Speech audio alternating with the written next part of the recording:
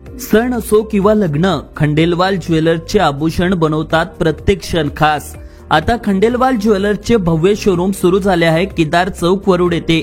महोदय, दुसरा जो महत्वाचा जो विषय आहे, शेतकऱ्याच्या कापसाच्या भावाचा प्रश्न आहे। आमचा ग्रामीण भाग आहे, शहरी भाग नाही अध्यक्ष महोदय, त्याच्यामुळे हा शेतकरी शेतमजुरांचेच आमचे प्रश्न आहे।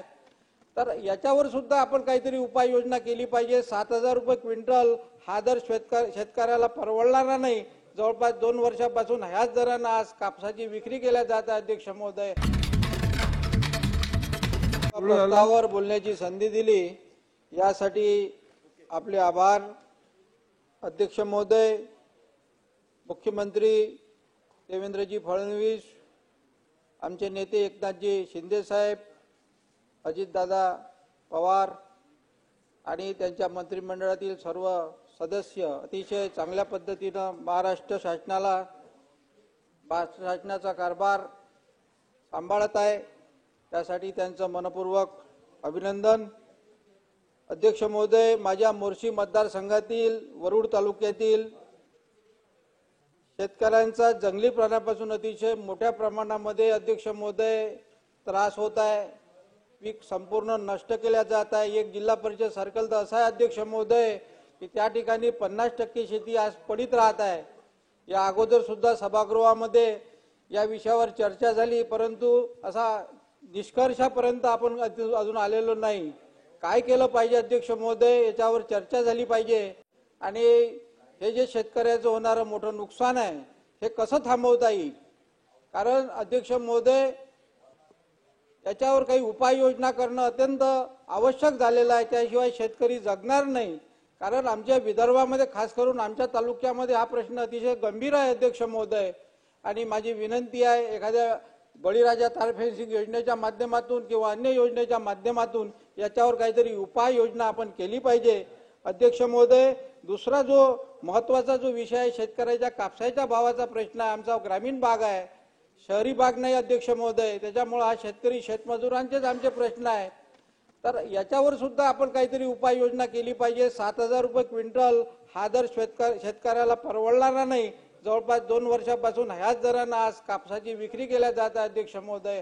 आपण भावांतर योजना दिली, आता या भावांतर योजनामध्ये 2-5 हजार रुपये देऊन अध्यक्ष महोदय शेतकऱ्याचं समाधान होणार नाही। या भावांतर योजनेला अध्यक्ष महोदय, ही भावांतर जी योजना आहे ही योजना एकरावर आधारित न ठेवता या उत्पादनावर जर आपण आधारित ठेवली, उदाहरणार्थ जर एकरी 10 क्विंटल जर कापूस होतो आहे आणि 3,000 रुपये जर फरक आहे शेतकऱ्याला अध्यक्ष महोदय, 10,000 रुपये क्विंटल कापसाशिवाय भाव परवडणारा नाही आहे। त्याच्यामुळे हा जो भावांतर योजनेचा जो फरक आहे हा वाढवण्याची अध्यक्ष महोदय नितांत गरज आहे अध्यक्ष महोदय। निराधार, वृद्ध, अपंग लोकांना जी आपण महिन्याला काय जी मदत करतो 1,500-2,000 रुपये अध्यक्ष महोदय, महत्वाची विषय आहे। ही जी मदत आहे अध्यक्ष महोदय, ही दर महिन्याला आपण वेळेवर केली पाहिजे। हे लोक अतिशय गरीब दुःखी लोक आहे, यांना आपण वेळेवर महिन्याला, जसं आपण आपल्या कर्मचाऱ्यांना, खासदार आमदारांना आपण वेळेवर महिन्याला पगार देतो, त्या पद्धतीनं महिन्याच्या पहिल्या आठवड्यामध्ये या लोकांना आपण मदत दिली पाहिजे अध्यक्ष महोदय। दिवसभर हे लोक तहसील कार्यालयामध्ये, बँकेमध्ये बसले राहतात, अतिशय दुःखदायी बाब आहे।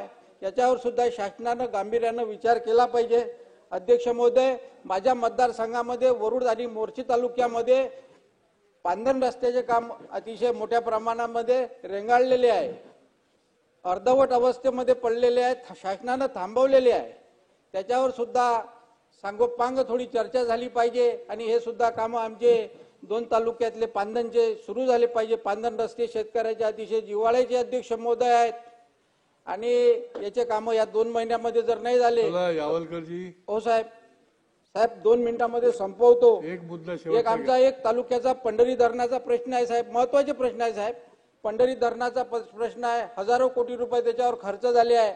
एक 20 कोटी रुपयाचं काम 400 मीटरचं साहेब शिल्लक आहे, 2,500 हेक्टरला पाणी मिळणार आहे, परंतु ते 20 कोटी रुपयाच्या कामासाठी ते टेंडर न निघाल्यामुळं मी आदरणीय गिरीजी महाजन साहेबाला सुद्धा विनंती केली, त्यांनी सुद्धा आदेश दिले, परंतु अजून सुद्धा ते 20 कोटी रुपयाचं टेंडर सुद्धा निघू शकलेलं नाही। तर ते काम सुद्धा लवकर पूर्ण झाले पाहिजे। आपल्या माध्यमातून शासनाला विनंती करतो आहे अध्यक्ष महोदय। तसंच तालुक्यामध्ये दोन्ही तालुक्यातले प्रश्न ग्रामपंचायतचे मोठे गंभीर आहे. ग्रामपंचायतमध्ये अध्यक्ष महोदय वारंवार जे पाणी पुरवठा करणाऱ्या ज्या योजना आहे त्याचं विद्युत बिल न भरल्यामुळं वारंवार वीज तोडल्या जाते आहे. 4-4, 5-5 दिवस मग पैशाची व्यवस्था करण्यामध्ये जातात. 4-5 दिवस